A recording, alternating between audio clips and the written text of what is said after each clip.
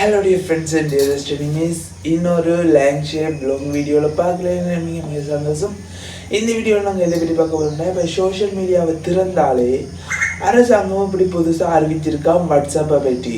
இப்போ நாங்கள் கதைக்கிறது, நாங்கள் அனுப்புகிற படங்களாக இருக்கட்டும், பல்வேறுபட்ட விடயங்களை அரசாங்கமும் பார்க்க போதாம், அதுக்கான வழக்குகளையும் வாட்ஸ்அப்பினூடாக போட போதாம்.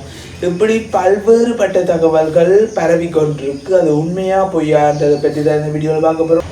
இப்போ முதலாவது தகவல் என்னென்னு பார்த்தீங்கன்னா, இப்போ தகவல்களை நீங்கள் அனுப்பினா அதை நீதிமன்றம் நேரடியாக பார்வையிடும். அது மட்டும் இல்லாமல் அந்த நீங்கள் அனுப்பின ஃபார்வர்ட் மெசேஜில் இருந்து உங்களுக்கு வழக்கு தொடரும் என்று எடுத்துக்கொள்ளலாம். 1 தொடக்கம் 6 வரையான தகவல்களின் அடிப்படையில் ஒரு பொதுவான ஒரு தகவலாக இதை எடுத்துக்கொள்ளலாம்.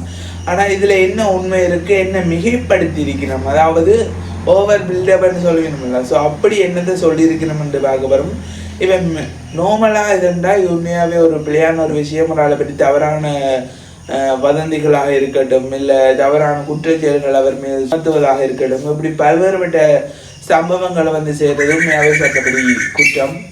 அதுக்கு அந்த பாதிக்கப்பட்ட நபர் சென்று அதுக்கான முறைப்பாடுகளை மேற்கொண்டா அதுக்கான சட்ட நடவடிக்கை எடுக்கப்படும். ஆனால் இவை மிகைப்படுத்தி எதை சொல்லியிருக்கிறோம்னு பார்த்தா, இப்போ அது நீதிமன்றம் நேரடியாக வாட்ஸ்அப் மெசேஜ் பார்க்கும். இப்போ நாங்கள் ஏதாவது ஒரு எழுத்து ஸ்பெல்லிங் மிஸ்டேக்காக போட்டுட்டோம்ன்றாலும் அதுக்காக வழக்கு தொடரும் என்ற ஒரு போலியான கருத்து நிலவி கொண்டிருக்கு. அது உண்மை இல்லை. ஆனால் நீங்கள் ஒரு ஆளை விட்டு பிள்ளையான ஒரு கருத்தை முன் வச்சு அது அவருக்கு தெரிஞ்சு அவர் காவல்துறையிட்ட போய் தன்னுடைய முறைப்பாடுகளை முறையிடும் சந்தர்ப்பத்தில் அதுக்கான நடவடிக்கை எடுக்கிறதுக்கான வாய்ப்புகள் இருக்கிறதாக தெரிவிக்கப்பட்டிருக்கு. ஓகே, இப்போ 2வது செக்ஷன் 7 தொடக்கம் 9 வரையிலான கருத்துக்களுக்கான பொது விளக்கம் என்னென்னு பார்த்தீங்கன்னா, அரசு உங்களை எனி டைம், அதாவது அரசு உங்களை எல்லா நேரமும் கண்காணிச்சு கொண்டிருக்கும். உங்களுடைய தொலைபேசி செயற்பாடுகளாக இருக்கட்டும், நீங்கள் எவ்வளோ நேரம் ஃபேஸ்புக்கை யூஸ் பண்ணுறீங்க, யூடியூப்பை யூஸ் பண்ணுறீங்க, டிக்டாக்கை யூஸ் பண்ணுறீங்க, சம்திங் சோஷியல் மீடியாவை நீங்கள் எவ்வளோ நேரம் யூஸ் பண்ணுறீங்கன்றத கண்காணிக்கும். அதை கண்காணித்து அந்த ப்ரௌசர் ஹிஸ்ட்ரியெல்லாம் நீங்கள் டிலீட் பண்ணுவீங்க. ஆனால் டிலீட் ஆகாது, அப்படியே உங்களோட சாதனத்தில் சேமிக்கப்படும் என்ற ஒரு கருத்து தான் காணப்படுது 7 தொடக்கம் 9 வரையிலான தகவல்களின் அடிப்படையில். ஆனால் இது உண்மையான ஒரு பொய்யாக இருக்கு. ஏனென்றா வாட்ஸ்அப்பில் இன்னொரு ஆள் பார்க்கறதுக்கான வாய்ப்புகள் குறைவு.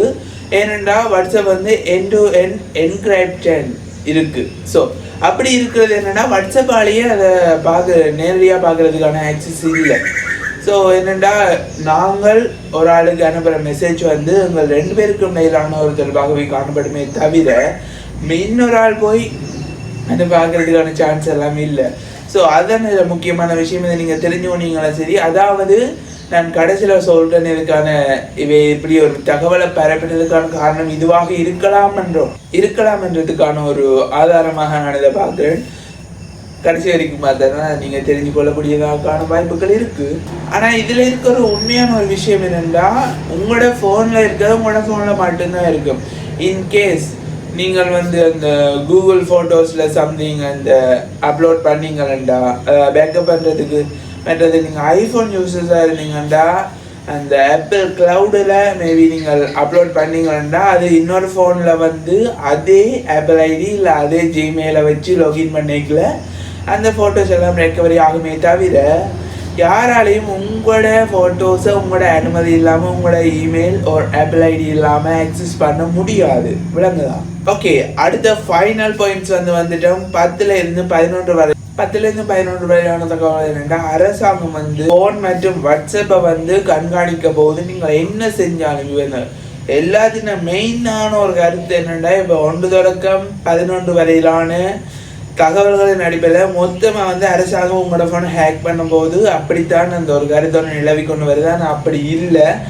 நீங்கள் சட்டவிரோதமான செயல்களில் ஈடுபட்டு அப்படி அதுக்கான ஃபோட்டோஸ் சம்திங் மெசேஜ் அனுப்பி நீங்கள் தான் குற்றவாளி, இல்லை நீங்கள் ஒரு சந்தேக நபர் என்ற பட்சத்தில் அரசாங்கம் அதுக்கான நடவடிக்கை எடுக்கும். எப்படின்னு கேட்டிங்கன்னா, முதலாவது நீதிமன்றத்தின் உத்தரவோட தகவல்களை திரட்ட விழிக்கிடும். அதாவது வாட்ஸ்அப்பை ஹேக் பண்ணுறதுண்டு இல்லை. இப்போ நார்மலாக உங்களோட ஃபோன் சிம் கார்டு இருக்குல்ல, ஸோ அதை ஹேக் பண்ணி நீங்கள் ஹேக் பண்ண ட்ராக் பண்ணி எத்தனை பேரோட கதைச்சிருக்கிறீங்க சம்திங் இல்லை அந்த கதைக்கிறது நீங்கள் அந்த சிங்கம் படத்தில் பார்த்தீங்கன்னா தெரியும் அந்த சீன் ஆட் பண்ண எலிமெண்ட் ஆட் பண்ண ஸோ அப்படி செய்கிறதுக்கான வாய்ப்புகள் இருக்குது. இல்லையண்டா வாட்ஸ்அப்பில் நீங்கள் என்னென்ன செய்றீங்கன்னு பார்க்கணுமெண்டா எங்களோட கவர்மெண்ட் வந்து மெட்டாக்கு வந்து ரிக்வஸ்ட் அனுப்பி அவை வந்து ஆக்சஸ் கொடுத்து அதனால் குறிப்பிட்ட ஒரு ஆள் இல்லை குறிப்பிட்ட ஒரு சந்தேக நபர் இல்லை சந்தேக குழுண்ட வாட்ஸ்அப்பை மட்டும்தான் ஆக்சஸ் பண்ண ஏழுமே தவிர அதுவும் அவை ஆக்சஸ் கொடுத்தா தான் இவை வந்து ஆக்சஸ் பண்ணலுமே தவிர மற்றபடி ஒன்றும் செய்யலான்றதான் உண்மையான ஒரு விஷயம். ஸோ அப்படி வதந்திகள் வந்து பரவி கொண்டு இருக்குது. இதுக்கான பல்வேறுபட்ட காரணங்களும் இருக்குது.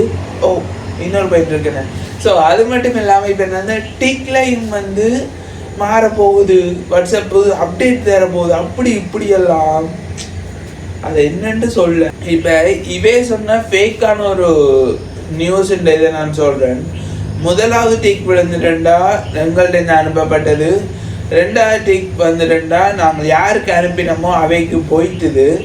அந்த மூன்றாவது டிக் விழுந்துட்டா அது படிக்கப்பட்டதாம். மூன்றாவது டிக் ப்ளூ ஆகிட்டா அது அரசாங்கத்தால் வாசிக்கப்பட்டதாம். நாலாவது டிக் விழுந்துட்டா அது அரசாங்கத்தால் வழக்கு போடப்பட்டதாம். அஞ்சாவது டிக் விழுந்துட்டா அது கிரைம், அரசினால் அது வழக்கு பதிவு செய்து நீங்கள் ஒரு கிரிமினல் அன்று சொல்கிறதுக்கான வாய்ப்பு இருக்காமன்னு சொல்கிறாங்க. ஆனால் உண்மை என்னென்னு பார்த்தீங்கன்னா அப்படி இல்லை. முதலாவது டிக் குறிப்பிட்ட மாதிரியே அது அனுப்பப்பட்டது. ரெண்டாவது டிக்னா அது அந்த சாதனத்தில் பெறப்பட்டது. அந்த டிக் வந்து ப்ளூ ஆனதுண்டா அவையால் வாசிக்கப்பட்டது. ஆனால் சில பேர் அந்த ப்ளூ ஆனது உங்களே ரிப்ளை பண்ணணும் அப்படின்னு தெரியுமா? அதுதான் இந்த வாட்ஸ்அப் செட்டிங்கில் ரீட் ரிசிப்ட் என்ற ஒரு ஆப்ஷன் இருக்குது. அதை வந்து அவை கட் பண்ணி விட்டுச்சுனோம்டா அவை வந்து ப்ளூ ஆகாமலே அவை வாசித்து அவை ரிப்ளை பண்ணணும். ஆனால் இதை ஏன் தான் செய்யணும்னு தெரியல, ப்ரைவசியாக கேட்டால். ஸோ அதுக்கும் எங்களுக்கு சம்மந்தம் இல்லை.